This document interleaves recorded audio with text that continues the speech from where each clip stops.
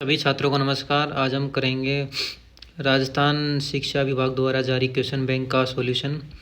दोस्तों, मैंने पहले ही सही आंसर के टिक लगा दिए हैं। बस आपको फटाफट से रिवीजन कर लेना है जो हमने पूरे साल भर पढ़ा। और हम दो चीज़ों का इस पर अध्ययन करेंगे, एक तो एमसीक्यू वाले सवालों का और फिल इन द ब्लैंक्स वाले सवालों का। बहुत ही इंपॉर्टेंट होते हैं दोस्तों ये सवाल, क्योंकि इन सवालों में हम खुद मन से कुछ नहीं कर सकते, बल्कि जो आंसर दे रखे हैं उन पे ही हमको क्लिक करके आंसर देना होता है। तो पहला चैप्टर मानव भूगोल वाली बुक से, मानव भूगोल प्रकृति एवं विषय क्षेत्र। पहला सवाल देखिए दोस्तों, मानव समाज एवं प्रकृति की प्रबल शक्तियों के मध्य अन्योन्य क्रिया को कहते हैं। इसका आंसर आ जाएगा दोस्तों नवनिश्चयवाद, क्योंकि नवनिश्चयवाद विचारधारा में क्या होता है कि मानव और प्रकृति के मध्य अंतर संबंधों का अध्ययन किया जाता है और इसका प्रतिपादन ग्रिफिथ टेलर ने किया। और इस विचारधारा का दूसरा नाम दोस्तों आपको बताया रोको और जाओ भी है।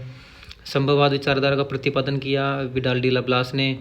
पर्यावरणीय निश्चयवादी विचारधारा का प्रतिपादन किया फ्रेडरिक रेटजेल ने। दूसरा प्रश्न देखते हैं दोस्तों, निम्न में से आर्थिक भूगोल का उपक्षेत्र नहीं है। तीन तो हैं लेकिन एक नहीं है। कृषि भूगोल, विपणन भूगोल, पर्यटन भूगोल, ये तीनों आर्थिक भूगोल के उपक्षेत्र हैं, जबकि आवास भूगोल इसका उपक्षेत्र नहीं है। तीसरा सवाल, किस भूगोलवेत्ता ने मानव भूगोल की परिभाषा में संबंधों की गत्यात्मकता पर जोर दिया है? एलन सी सैम्पल ने मानव भूगोल की परिभाषा में संबंधों की गत्यात्मकता पर जोर दिया है। अब दोस्तों एक परिभाषा पूछी है, उस पर पूछा है कि ये परिभाषा किसने दी? मानव भूगोल मानव समाजों और धरातल के बीच संबंधों का संश्लेषित अध्ययन है। उक्त परिभाषा किस भूगोलवेत्ता ने दी?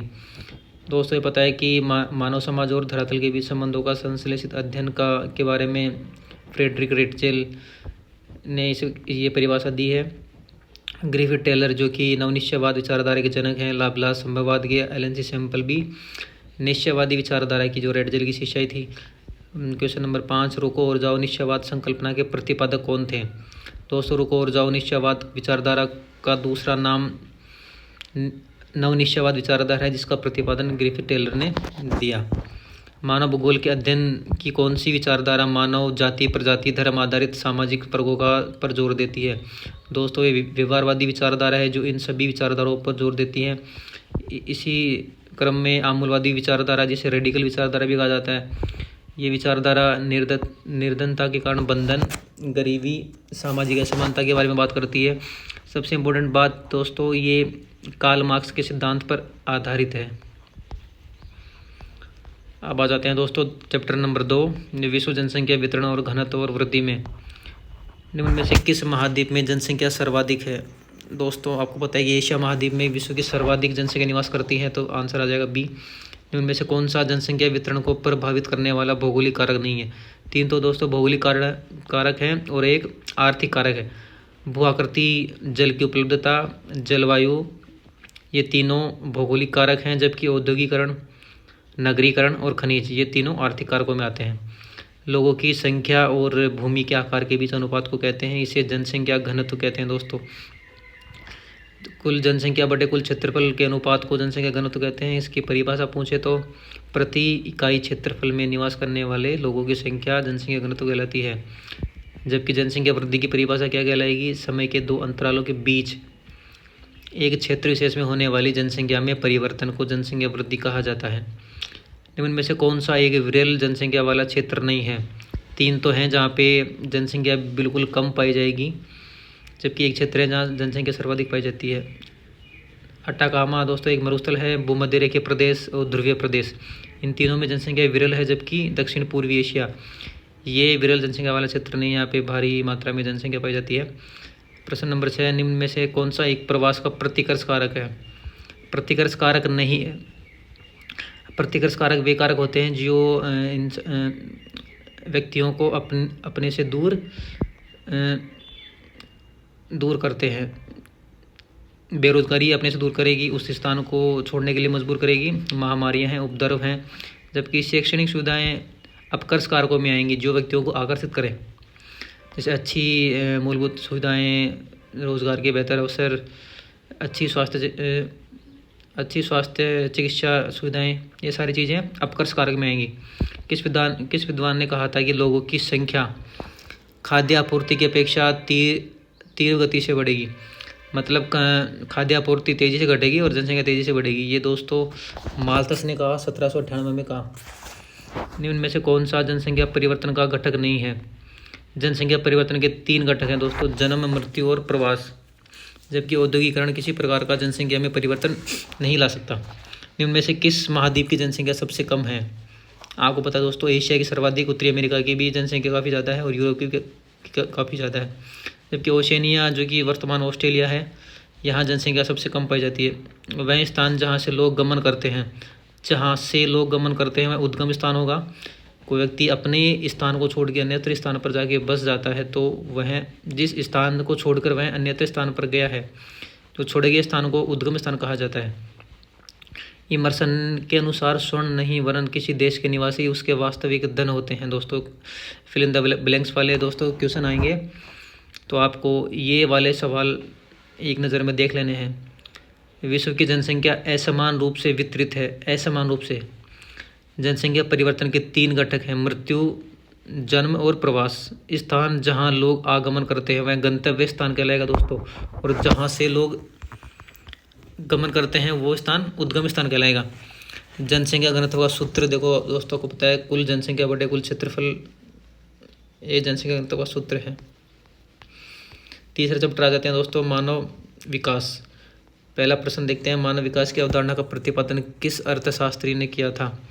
इसका सही जवाब आ जाएगा डॉक्टर महबूब उलक ने, जो कि एक पाकिस्तानी अर्थशास्त्री थे। इन्होंने सबसे पहले सर्वप्रथम बताया मानव विकास की अवधारणा प्रस्तुत की थी। मानव विकास प्रतिवेदन 2020 के अनुसार भारत कौन से स्थान पर था? इसका आंसर आ जाएगा दोस्तों 131वें स्थान पर रहा। सबसे ऊपर प्रथम स्थान पर नॉर्वे रहा।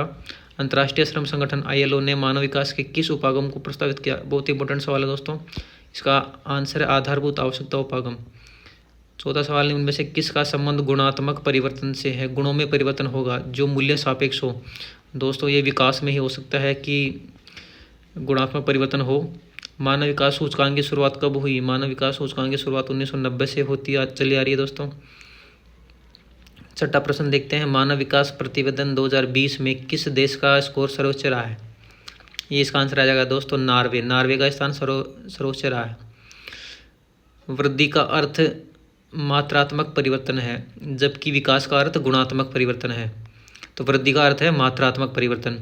प्रोफेसर अमर्त्य सेन ने मानव विकास के क्षमता उपागम की अवधारणा प्रस्तुत की। ये बहुत इंपॉर्टेंट दोस्तों, मानव विकास के जो 4 उपागम हैं उनमें जो 4 स्तंभ हैं उनमें क्षमता उपागम की इन्होंने अवधारणा प्रस्तुत की।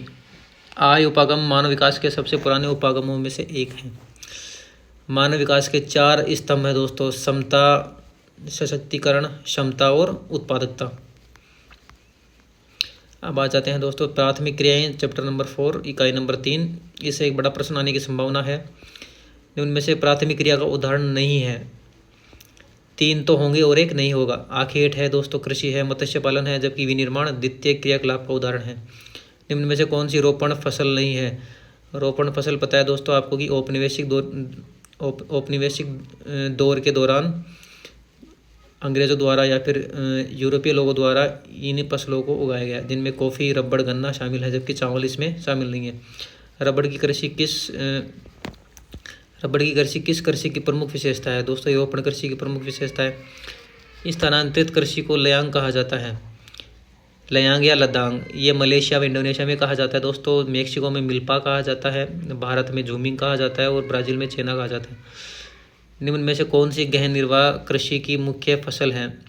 दोस्तों गहन निर्वाह कृषि के 2 प्रकार है, आपको पता है कि चावल रहित और चावल प्रधान। तो इसकी प्रमुख फसल दोस्तों चावल होती है।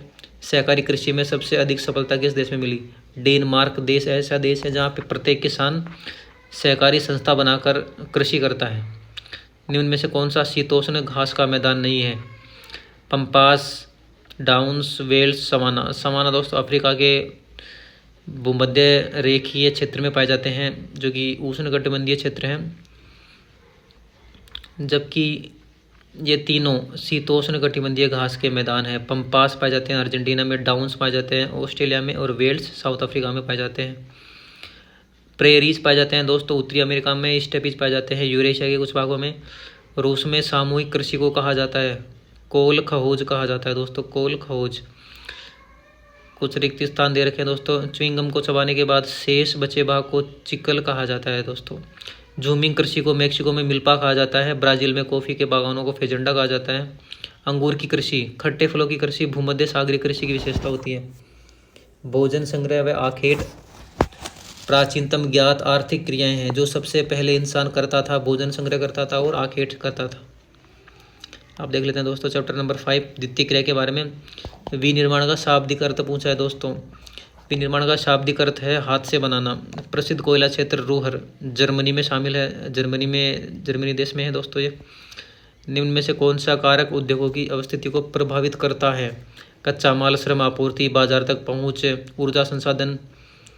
ये सारी चीज़ें उद्योगों की अवस्थिति को प्रभावित करती हैं। कौन सा व्यवसाय द्वितीय श्रेणी में आता है?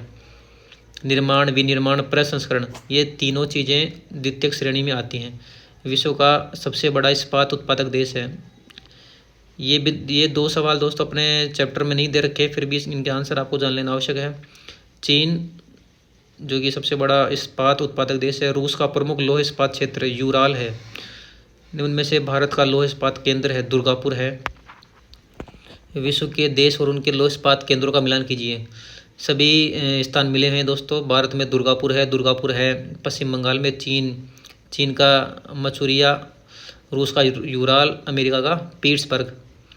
प्रकृति में पाए जाने वाले कच्चे माल का रूप बदलकर उसे मूल्यवान बनाती है। कौन सी आर्थिक क्रिया है दोस्तों? इसका आंसर आ जाएगा द्वितीय क्रियाएं। निम्न में से कौन सा धात्विक उद्योग है? लौह इस्पात उद्योग धात्विक उद्योग की श्रेणी में आता है। सिलिकॉन घाटी कहाँ स्थित है? सिलिकॉन घाटी सैन फ्रांसिस्को यूएसए के पश्चिमी भाग में स्थित है। निम्न में से कौन सी एक अर्थव्यवस्था में उत्पादन का स्वामित्व व्यक्तिगत होता है? पूंजीवादी विचारधारा में दोस्तों उत्पादन का स्वामित्व संपूर्णतया व्यक्तिगत होता है। प्रश्न नंबर 13, निम्न में से कौन सा एक प्रकार का उद्योग अन्य उद्योगों के लिए कच्चे माल का उत्पादन करता है? इसका आंसर आ जाएगा आधारभूत उद्योग। विनिर्माण से आज से किसी भी वस्तु का उत्पादन है। कुटीर उद्योग निर्माण की सबसे छोटी इकाई है। उद्योगों की अवस्थिति में श्रम एक महत्वपूर्ण कारक है। उद्योग अपनी लागत घटाकर लाभ बढ़ाते हैं, मतलब लागत तो कम रहेगी और लाभ बढ़ाते हैं। सार्वजनिक क्षेत्र में उद्योग सरकार के अधीन होते हैं। सार्वजनिक क्षेत्र के जितने भी उद्योग होते हैं वो सरकार के अधीन होते हैं सारे के सारे। निजी क्षेत्र के उद्योगों का स्वामित्व व्यक्तिगत पूंजी निवेशकों के पास होता है। 7वां प्रश्न देखते हैं। उत्पादन के लिए मशीनों का प्रयोग करना यंत्रीकरण कहलाता है। मतलब उद्योगों में किसी भी वस्तु के उत्पादन में अगर मशीनों का प्रयोग किया जा रहा है तो वहाँ यंत्रीकरण कहलाएगा। संतुलित आर्थिक विकास हेतु सरकार प्रादेशिक नीति अपनाती है। प्रश्न 9, जर्मनी के इस्पात का उत्पादन का 80% रूहर से प्राप्त होता है। आधारभूत उद्योग सभी उद्योगों का आधार है, जैसे कि लौह इस्पात उद्योग। अब आ जाते हैं दोस्तों चैप्टर नंबर 6 तृतीय व चतुर्थ क्रियाकलाप। निम्न में से कौन सा एक तृतीय क्रियाकलाप है? इसका आंसर आ जाएगा व्यापार। तृतीय क्रियाकलापों में सम्मिलित होते हैं उत्पादन एवं विनिमय, दोनों चीज़ें इसमें शामिल हो जाती हैं। निम्न में से कौन सा एक चतुर्थ क्रियाकलाप है? महाविद्यालय में अध्यापन। जबकि व्यापार, परिवहन, निर्माण कार्य शामिल हैं द्वितीय क्रिया में। व्यापार और परिवहन शामिल है तृतीय क्रियाकलाप में। लागत दूरी मापी जाती है दोस्तों। लागत दूरी किलोमीटर के आधार पर भी मापी जाती है। यात्रा में लगे समय के आधार पर भी मापी जाती है। मार्ग पर यात्रा के खर्च के रूप में भी मापी जाती है। तो आंसर हो जाएगा उपरोक्त सभी। वे कार्य जिनमें उच्च परिणाम तथा स्तर वाले अन्वेषण रिसर्च वाले कार्य होते हैं कहलाते हैं। ये दोस्तों चतुर्थ क्रियाकलाप कहलाते हैं। निम्न में से कौन से तृतीय क्रियाकलाप से संबंधित नहीं है? किसान, क्योंकि किसान है जो खेती का कार्य करता है और खेती का कार्य प्राथमिक क्रियाकलाप से संबंधित है। चतुर्थ क्रियाकलाप है सूचना का संग्रहण, अनुसंधान एवं विकास, उत्पादन और प्रकीर्णन। ये तीनों चीज़ें दोस्तों चतुर्थ क्रियाकलाप में शामिल हैं। तो आंसर आ जाएगा डी। 8वां प्रश्न, तृतीय क्रियाकलाप निर्भर करती है कुशलता, ज्ञान, अनुभव। ये तीनों चीज़ों पर निर्भर करती है दोस्तों। आंसर आ जाएगा डी। टैक्स परामर्शदाता किस वर्ग के क्रियाकलाप से संबंधित हैं? टैक्स परामर्शदाता दोस्तों तृतीय क्रियाकलाप से संबंधित हैं। निम्न में से कौन सा ग्रामीण विपणन केंद्र है? श्रृंखला भंडार, सुलभ बाजार, ऑनलाइन ऑर्डर और आवधिक बाजार। आवधिक बाजार दोस्तों जो एक निश्चित समय अवधि के बाद लगते हैं, जो कि ग्रामीण क्षेत्रों के प्रमुख बाजार केंद्र होते हैं, जैसे हाट बाजार, साप्ताहिक बाजार या फिर मासिक बाजार। कुछ स्थान भी दे रखे दोस्तों। तृतीय क्रियाकलापों में मूर्त वस्तुओं के स्थान पर सेवाओं का उत्पादन किया जाता है। तृतीय क्रियाकलाप की मुख्य विशेषता ये होती है दोस्तों कि वहाँ पे सेवा सेक्टर में कार्य ज़्यादा होते हैं। तृतीय क्रियाकलाप सेवा सेक्टर से संबंधित हैं। परिवहन और संचार तृतीय क्रियाकलाप के उदाहरण हैं। प्रश्न नंबर 3, प्रत्येक सड़क जो दो नोडों को जोड़ती है योजक कहलाती है दोस्तों। परिवहन की मांग जनसंख्या के आकार से प्रभावित होती है। थोक विक्रेता प्राय फुटकर भंडारों को उधार देते हैं। फुटकर व्यापारी होते हैं जिनका उपभोक्ता से सीधा संबंध होता है, वो फुटकर व्यापारी कहलाएंगे। संचार सेवाओं में शब्दों और संदेशों, तथ्यों और विचारों का प्रेषण सम्मिलित है। 7वां प्रश्न, इंटरनेट ने विश्व के संचार तंत्र में क्रांति ला दी है। 8वां प्रश्न, अध्यापक, वकील, चिकित्सक आदि मानसिक श्रम करते हैं दोस्तों। ये किसी तरीके का शारीरिक श्रम ना करके बल्कि मानसिक श्रम करते हैं। चैप्टर नंबर 7, परिवहन एवं संचार। विश्व में सर्वाधिक विस्तृत रेल तंत्र कहाँ पाया जाता है? ये सवाल दोस्तों ध्यान से देखना। विश्व में सर्वाधिक विस्तृत रेल मार्ग तंत्र ये उत्तरी अमेरिका में पाया जाता है, जबकि सघनतम पाया जाएगा यूरोप में। स्वेज नहर का निर्माण हुआ था 1869 में। इसका निर्माण हुआ दोस्तों स्वेज नहर का, जो कि लाल सागर को भूमध्य सागर से जोड़ती है और यूरोप के प्रमुख देशों को एशिया के प्रमुख देशों से जोड़ने का कार्य करती है। पनामा नहर कौन से दो समुद्रों को जोड़ती है दोस्तों? बहुत इंपॉर्टेंट सवाल। पनामा नहर प्रशांत और अटलांटिक महासागर को आपस में जोड़ने का कार्य करती है। परिवहन का सबसे तीव्रतम साधन वायु परिवहन ही होगा दोस्तों, क्योंकि वायु परिवहन के द्वारा क्या होता है, चीज़ों को तेज़ी से आसानी से पहुंचाया जा सकता है। तरल एवं गैसीय पदार्थों के परिवहन के लिए सर्वाधिक उपयोगी परिवहन तंत्र है पाइपलाइन। दूरस्थ स्थानों को जोड़ने वाली पक्की सड़कें कहलाती हैं दोस्तों, ये हाईवे कहलाएंगी, महामार्ग इन्हें बोलते हैं। निम्न में से किस देश में मानक रेल लाइन का उपयोग होता है? इंपोर्टेंट सवाल है दोस्तों, ग्रेट ब्रिटेन में। निम्न में से किस महाद्वीप में विश्व का सघनतम रेल तंत्र पाया जाता है? एक सवाल था दोस्तों सर्वाधिक विस्तृत रेल तंत्र और एक है सघनतम रेल तंत्र। सघनतम रेल तंत्र पाया जाएगा यूरोप में और जबकि विस्तृत पाया जाएगा उत्तरी अमेरिका में। किस महाद्वीप में रेल मार्ग का विस्तार सर्वाधिक है? इसका आंसर आ जाएगा दोस्तों एशिया। तीनों सवाल अलग अलग हैं, इनका आंसर भी अलग अलग आएंगे। निम्न में से कौन सा रेल मार्ग यूरोप के 6 राष्ट्रों से गुजरता है? ओरिएंट एक्सप्रेस वे, जो कि पेरिस से इस्तांबुल तक जाता है दोस्तों। अटलांटिक तथा प्रशांत महासागर किस नहर के द्वारा जुड़े हुए हैं? पनामा नहर द्वारा जुड़े हुए हैं, जिसका निर्माण कार्य यूएसए ने किया। लाल सागर तथा भूमध्य सागर किस नहर के द्वारा जुड़े हुए हैं? दोस्तों पता है अपने को, स्वेज नहर के द्वारा जुड़े हुए हैं। परिवहन में क्रांति 18वीं शताब्दी में भाप के इंजन के आविष्कार के बाद आई। ये इंपोर्टेंट सवाल दोस्तों पिछली परीक्षा में पूछा जा चुका है। प्रथम सार्वजनिक रेल मार्ग सन 1825 में उत्तरी इंग्लैंड के स्टोकटन और डार्लिंगटन, यहाँ पे दोस्तों आगे आ जाएगा, स्टोकटन के बाद डार्लिंगटन के मध्य प्रारंभ हुआ। जबकि भारत में पहली ट्रेन कब चली दोस्तों? भारत में पहली ट्रेन 1853 में चली, मुंबई से ठाणे के बीच। छोटी दूरियों के लिए सड़क परिवहन रेल परिवहन की अपेक्षा आर्थिक दृष्टि से लाभदायक होता है दोस्तों, क्योंकि छोटी दूरी के लिए सड़क परिवहन ही उपयुक्त माना जाता है। विश्व की कुल मोटर वाहन चलन योग्य सड़क मार्ग का 33% भाग उत्तरी अमेरिका में पाया जाता है। यूरोप में विश्व का सघनतम रेल तंत्र पाया जाता है दोस्तों। और यूरोप में भी किस देश में?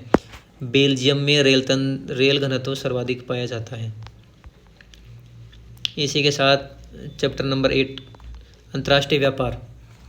वस्तुओं और सेवाओं का स्वैच्छिक आदान प्रदान क्या कहलाता है? व्यापार कहलाता है। प्राचीन समय में रेशम व्यापारिक मार्ग कौन से 2 देशों के मध्य था?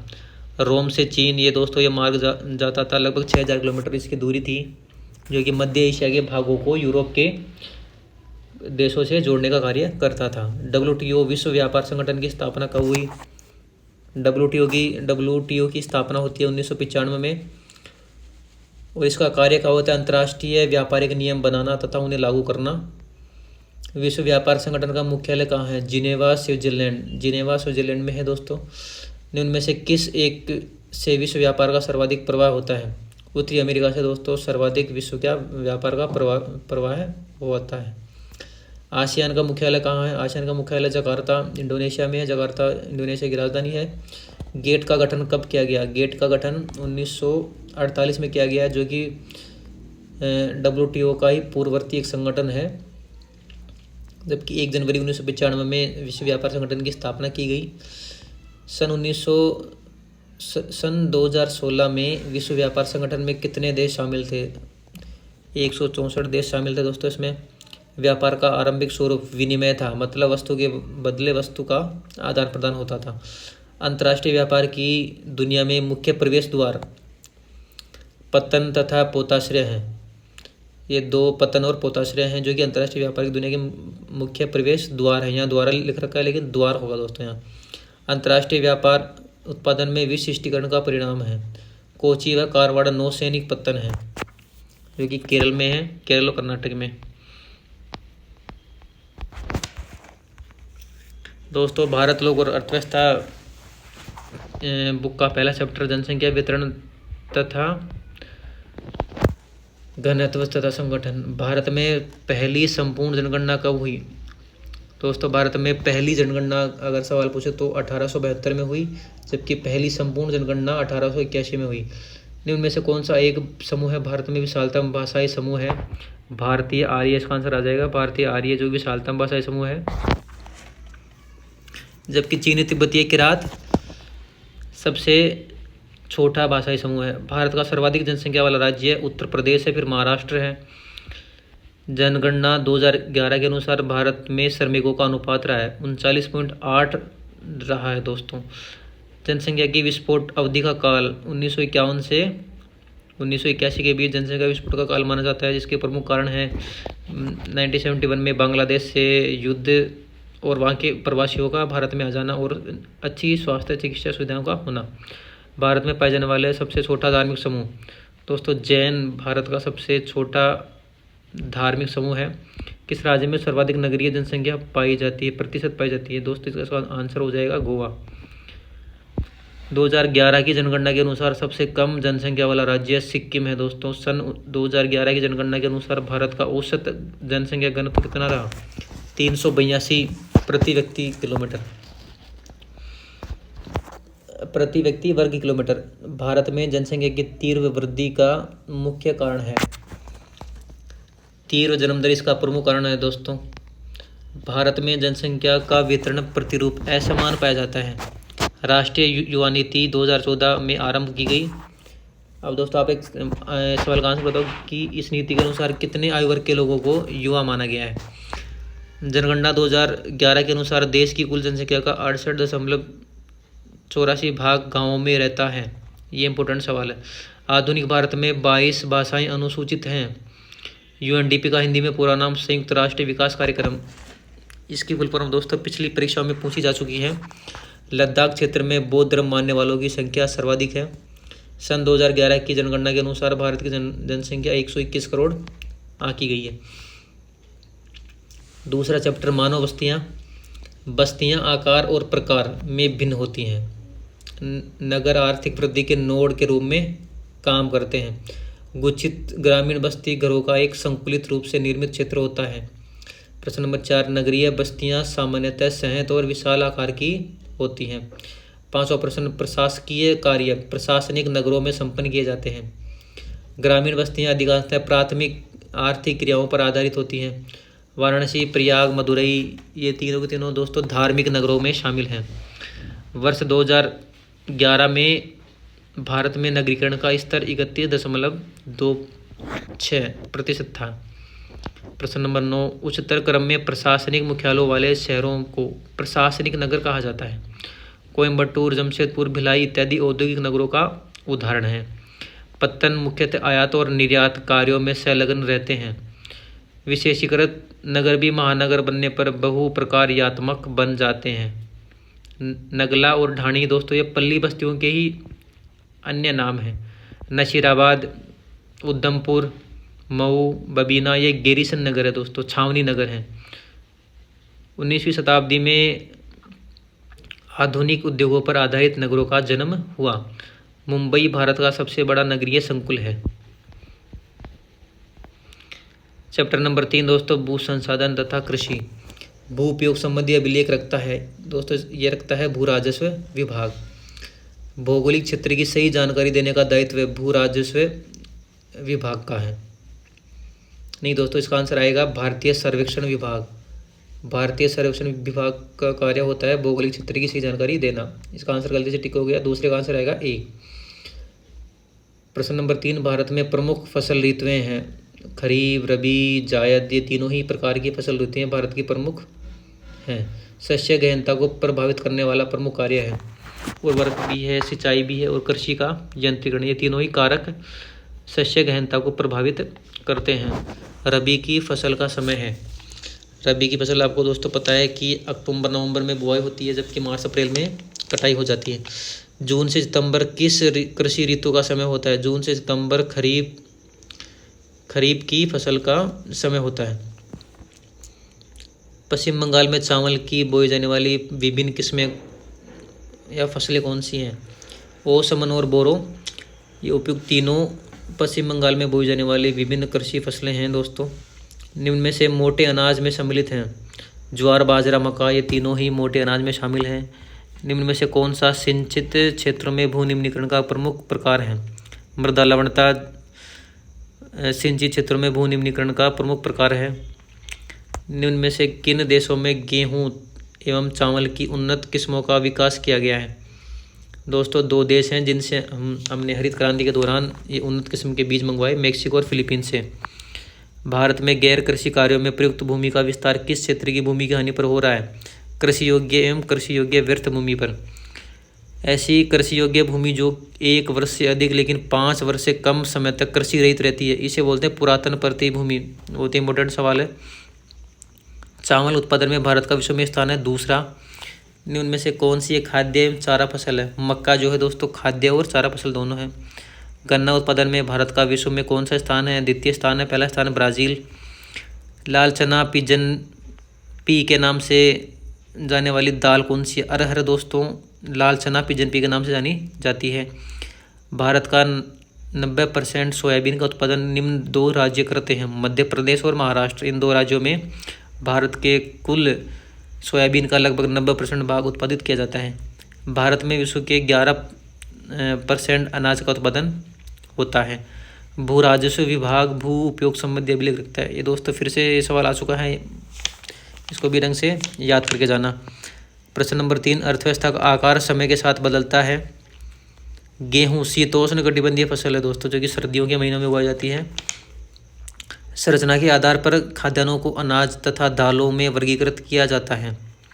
भारत में कुल बोए गए क्षेत्र के लगभग 54% भाग पर अनाज बोया जाता है। भारत की अधिकतर जनसंख्या का प्रमुख भोजन भी चावल है दोस्तों, ये याद रखना, गेहूं नहीं है, चावल है। महाराष्ट्र अकेला राज्य है जो कि आधे से अधिक ज्वार का उत्पादन करता है, महाराष्ट्र। 9वां प्रश्न, भारत में अरहर दाल का मुख्य उत्पादक राज्य भी महाराष्ट्र है। कपास एक उष्ण कटिबंधीय फसल है जो देश के अर्ध शुष्क भागों में खरीफ ऋतु में बोई जाती है। प्रश्न नंबर 11, भारत का कपास के उत्पादन में विश्व में चीन के बाद दूसरा स्थान है। जूट उत्पादन के मामले में पश्चिम बंगाल राज्य देश का 3/4 भाग पैदा करता है। भारत में चाय की खेती 1840 में असम की ब्रह्मपुत्र घाटी में प्रारंभ हुई। चाय के अन्य उत्पादित राज्य दोस्तों पश्चिम बंगाल, असम और तमिलनाडु हैं, जबकि प्रमुख कॉफ़ी उत्पादित राज्य कर्नाटक और केरल हैं। कॉफ़ी एक उष्णकटिबंधीय रोपण कृषि है।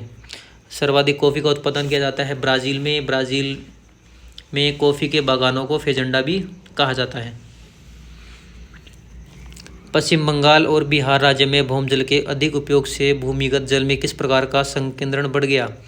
पश्चिम बंगाल और बिहार में दोस्तों आर्सेनिक जिसे सकिया कहा जाता है, जो कि मानव स्वास्थ्य के लिए बिल्कुल हानिकारक है, वो अत्यधिक भौमजल के कारण, उपयोग के कारण यहाँ पे इसकी सांद्रता बढ़ चुकी है पश्चिम बंगाल और बिहार में। प्रश्न नंबर 2, भौमजल के अत्यधिक दोहन के कारण राजस्थान और महाराष्ट्र में भूमिगत जल में किस प्रकार का संकेंद्रण बढ़ गया? दोस्तों राजस्थान और महाराष्ट्र में फ्लोराइड का संकेंद्रण सर्वाधिक बढ़ चुका है। प्रदूषण और निवारण नियंत्रण संबंधी जल अधिनियम कब बनाया गया? 1974 में बनाया गया। जल संरक्षण से संबंधित नीरू मीरू कार्यक्रम किस राज्य में चला गया? ये दोस्तों इम्पोर्टेंट कार्यक्रम है जो कि आंध्र प्रदेश में चलाया गया। अरवारी पानी संसद चलाया गया दोस्तों, ये अलवर में चलाया गया। CPCB का पूरा नाम सेंट्रल पोल्यूशन कंट्रोल बोर्ड है दोस्तों। देश के कुल जल संसाधन का सबसे बड़ा हिस्सा किस सेक्टर में है? सिंचाई में। ज़्यादातर देश के जल का उपयोग सिंचाई में किया जाता है। निम्न में से जल किस प्रकार का संसाधन है? दोस्तों जल चक्रीय संसाधन है जिसका उपयोग हम पुनः दोबारा कर सकते हैं। भारत में कुल उपयोगी जल संसाधनों की मात्रा लगभग 1122 घन किलोमीटर है।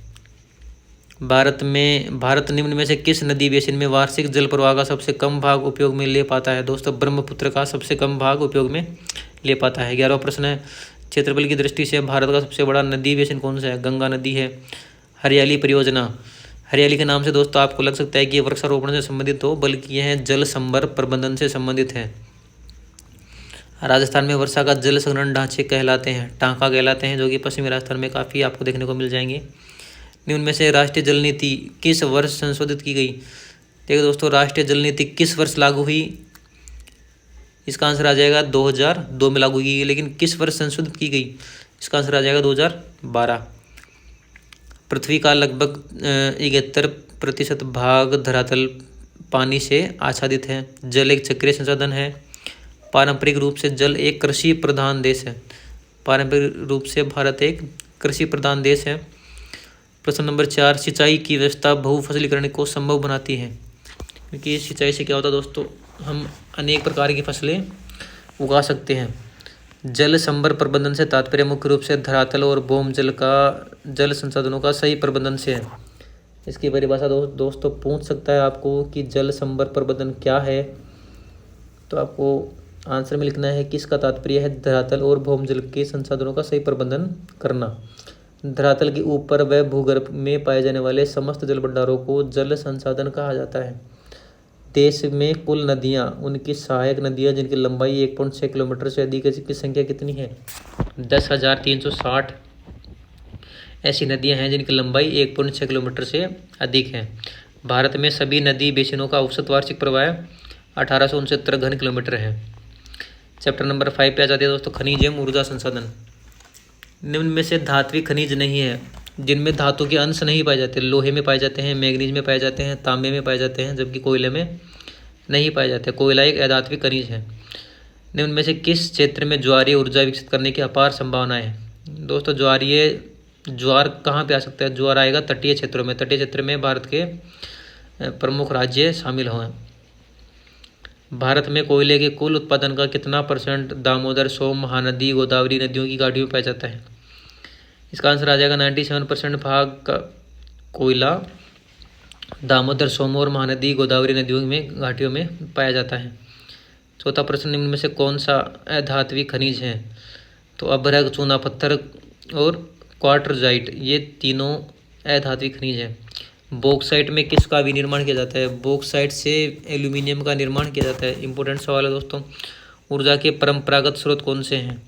कोयला, पेट्रोलियम, नेचुरल गैस, ये तीनों परंपरागत ऊर्जा स्रोत हैं। गेल की स्थापना कब हुई? 1984 में दोस्तों गेल की स्थापना होती है। प्रश्न नंबर 8, परमाणु ऊर्जा आयोग की स्थापना कब की गई? 1948 में परमाणु ऊर्जा आयोग की स्थापना की जाती है। भारत का सबसे बड़ा कोयला क्षेत्र झरिया, दोस्तों झरिया झारखंड में स्थित है, जो कि भारत का सबसे बड़ा कोयला क्षेत्र स्थित है। बोकारो भी झारखंड में है। रानीगंज पश्चिम बंगाल में है। तेल उत्पादक क्षेत्र डिगबोई नारकटिया किस राज्य में है? बहुत ही इंपॉर्टेंट लोकेशन है डिगबोई नारकटिया, असम राज्य में स्थित है दोस्तों। दोनों के दोनों क्षेत्र। निम्न में से पहला परमाणु ऊर्जा संयंत्र स्थापित किया गया। पहला परमाणु ऊर्जा संयंत्र दोस्तों तारापुर महाराष्ट्र में स्थापित किया जाता है। कल्पक्कम, ये दोस्तों कल्पक्कम तमिलनाडु में स्थित है। नरोरा यूपी में स्थित है। राणा प्रताप सागर अपने चित्तौड़गढ़ जिले में राजस्थान में है। भूरा कोयला नाम से किस खनिज को जाना जाता है? दोस्तों लिग्नाइट एक कोयले का प्रकार है जिसको भूरा हीरा कहा जाता है। निम्न में से कहाँ सर्वाधिक लोहे के भंडार पाए जाते हैं? ओडिशा में पाए जाते हैं। ओएनजीसी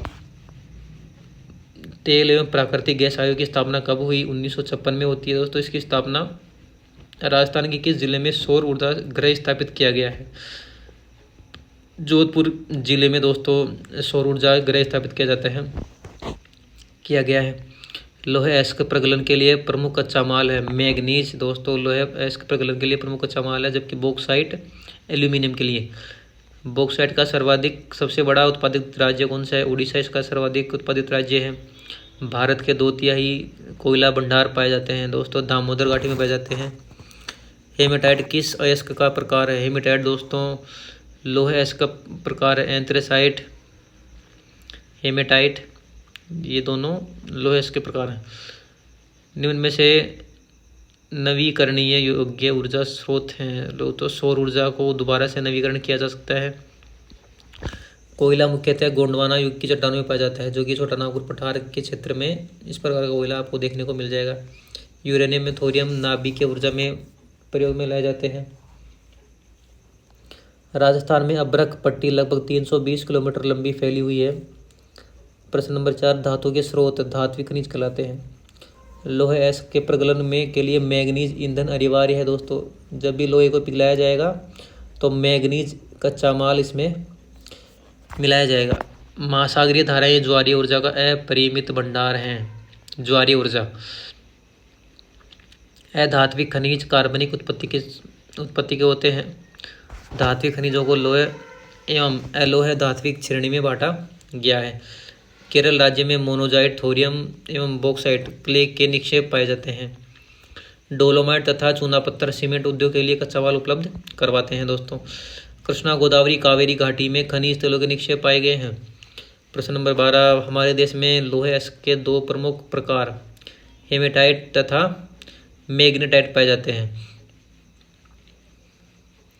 ओडिशा बॉक्साइट का सबसे बड़ा उत्पादक राज्य है। कोयला मुख्यतः टर्सरी क्षेत्र में पाए जाते हैं, निक्षेप में पाए जाते हैं और लेटराइट चट्टानों से संबंधित होते हैं। फोटोवोल्टाइक सेलों में विपाशित सूर्य की किरणों को सौर ऊर्जा में परिवर्तित किया जाता है। चैप्टर नंबर 6 बहुत इंपॉर्टेंट चैप्टर है, इनमें से छोटे सवाल आने के बहुत चांसेस हैं। बरमौर क्षेत्र में कौन सी जनजाति निवास करती है दोस्तों? बरमौर क्षेत्र में गद्दी जनजाति निवास करती है। इंदिरा गांधी नहर का उद्गम किस बांध से हुआ? हरी के बांध से इसका उद्गम होता है। राजस्थान नहर परियोजना कब प्रारंभ की गई? राजस्थान नहर परियोजना 31 मार्च 1958 में प्रारंभ की गई। निम्न में से योजना अवकाश अवधि है 1966 से 67 के बीच में। द पॉपुलेशन बॉम्ब का प्रकाशन किस वर्ष में हुआ?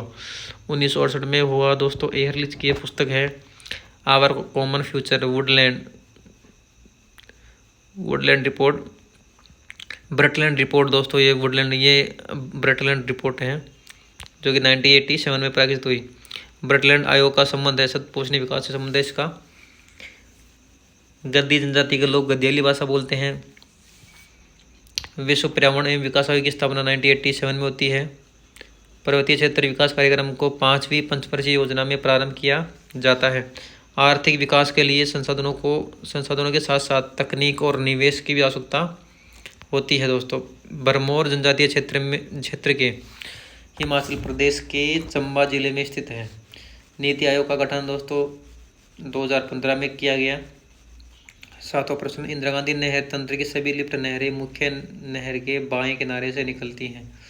8वां प्रश्न, सूखा संभाव्य क्षेत्र विकास कार्यक्रम की शुरुआत 4थी पंचवर्षीय योजना में की जाती है। द लिमिट टू ग्रोथ एक और इम्पोर्टेंट पुस्तक जिसका प्रकाशन 1972 में किया गया और इसके संपादक थे मिडोस। नीति आयोग का पदेन अध्यक्ष तो प्रधानमंत्री होता है। प्रधानमंत्री को नीति आयोग का अध्यक्ष बनाते हैं। चैप्टर नंबर 7 परिवहन एवं संचार। भारतीय रेल की स्थापना कब हुई दोस्तों? भारतीय रेल की स्थापना 1853 में मुंबई से ठाणे के मध्य हुई। भारतीय रेल मंडल को कितने मंडलों में विभक्त किया गया है दोस्तों? इसका आंसर आएगा 16 मंडलों में भारतीय रेल को विभक्त किया गया है। कोंकण मार्ग दोस्तों, कोंकण मार्ग भारत के 3 राज्यों मुंबई, गोवा और कर्नाटक में फैला हुआ है। भारत का 70% विदेशी व्यापार होता है, महासागरीय मार्गों द्वारा होता है दोस्तों। भारत में वायु परिवहन की शुरुआत 1911 में होती है, जो कि भारत के 2 प्रमुख शहरों इलाहाबाद से नैनी के बीच में पहली उड़ान भरी जाती है। भारत में एशिया महाद्वीप की पहली तेल पाइपलाइन का विस्तार था दोस्तों, ये भारत में ही हुआ। नाहरकटिया जो कि आज का असम राज्य है और बरौनी जो कि बिहार में है, एक तेल शोधन कारखाना है, वहाँ तक ये पाइपलाइन बिछाई गई। देश के सीमावर्ती क्षेत्रों में बनाई गई सामरिक महत्व की सड़कें सीमांत सड़कें कहलाती हैं, जिनका निर्माण BRO बॉर्डर रोड ऑर्गेनाइजेशन द्वारा किया जाता है। NHAI भारतीय राष्ट्रीय महामार्ग प्राधिकरण की स्थापना 1995 में हुई। दोस्तों WTO की स्थापना भी 1995 में हुई थी। परिवहन का तीव्रतम साधन है वायु परिवहन। राष्ट्रीय जलमार्ग संख्या 1 गंगा नदी पर स्थित है, जो किन 2 स्थानों को जोड़ती है? दोस्तों ये जोड़ती है हल्दिया को इलाहाबाद से। राष्ट्रीय जलमार्ग 2 दोस्तों जोड़ती है सदिया को धुबरी ब्रह्मपुत्र नदी पे, जबकि राष्ट्रीय जलमार्ग 1 है गंगा नदी पे। निम्न में से किस शासन ने शाही राजमार्ग का निर्माण करवाया? शेरशाह सूरी ने दोस्तों इस शाही राजमार्ग का निर्माण करवाया, जो कि वर्तमान अमृतसर से कोलकाता के मध्य बनी हुई है। भारत में टेलीविज़न का प्रसारण कब हुआ? 1959 में दोस्तों भारत में पहला टेलीविज़न का प्रसारण किया गया। सड़क जाल के हिसाब से भारत का विश्व में कौन सा स्थान है? दोस्तों दूसरा स्थान है भारत का। राष्ट्रीय जलमार्ग विकास परियोजना के उत्तर दक्षिण तथा पूर्व पश्चिम गलियारा मिलते हैं। दोस्तों ये मिलते हैं झांसी में।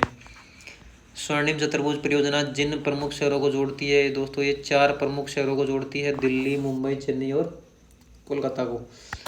पूर्व पश्चिम गलियारा किन 2 अंतिम शहरों को जोड़ता है?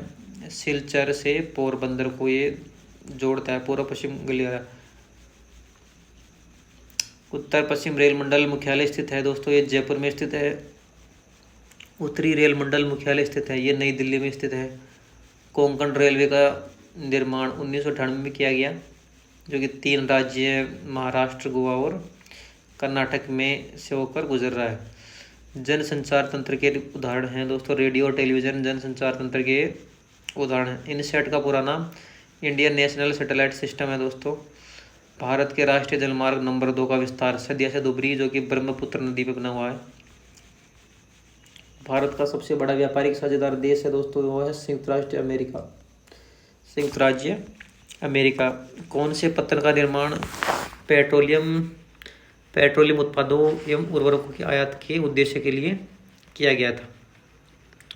इसका आंसर आ जाएगा दोस्तों कांडला बंदरगाह, जो कि गुजरात में है, कच्छ की खाड़ी में। तीसरा प्रश्न, गोवा राज्य में जुआरी नदी के मुहाने पर अवस्थित एक प्राकृतिक बंदरगाह है। मारमागाओ दोस्तों गोवा में है, जो कि जुआरी नदी पे स्थित मुहाने पर स्थित एक प्राकृतिक बंदरगाह है। तूतीकोरिन चेन्नई में है। कोची केरल में है। कालीकट आंध्र प्रदेश में स्थित है दोस्तों। महानदी के तट पर स्थित भारत का सबसे गहरा बंदरगाह दोस्तों पारादीप है, जो कि उड़ीसा में है। तूतीकोरिन पत्तन किस राज्य में है? तमिलनाडु में है। निर्यात की तुलना में आयात मूल्य का अधिक होना व्यापार घाटा कहलाएगा। 2 अथवा 2 से अधिक देशों के मध्य व्यापार अंतर्राष्ट्रीय व्यापार कहलाएगा। भारत के निर्यात संगठन में सर्वाधिक योगदान रहता है विनिर्मित वस्तुओं का दोस्तों। भारत का सबसे बड़ा पत्तन वृहद स्तर पर लोयस का निर्यात करता है दोस्तों पारादीप है। और एक और पत्तन दोस्तों आप उसका नाम बताइए, जो कि जापान को लोयस के निर्यात के लिए बनाया गया। अंतिम चैप्टर दोस्तों भौगोलिक परिप्रेक्ष्य में चयनित कुछ मुद्दे व समस्याएं। निम्न में से प्रदूषण का एक प्रकार है दोस्तों, तीनों ही प्रदूषण के प्रकार हैं, जल प्रदूषण, वायु प्रदूषण और भू प्रदूषण। कानपुर का चमड़ा उद्योग अपशिष्ट का निस्तारण किस नदी में करता है? दोस्तों गंगा नदी। इसलिए गंगा और यमुना भारत की 2 सबसे प्रदूषित नदियां हैं। नगरीकरण ने निम्न में से किस समस्या को जन्म दिया? दोस्तों गंदी बस्तियों को जन्म दिया। धारावी बस्ती, जो कि मुंबई में स्थित है। सल्फर डाइऑक्साइड और कार्बन मोनोऑक्साइड किस प्रदूषण के मुख्य स्रोत हैं? वायु प्रदूषण के मुख्य स्रोत है दोस्तों।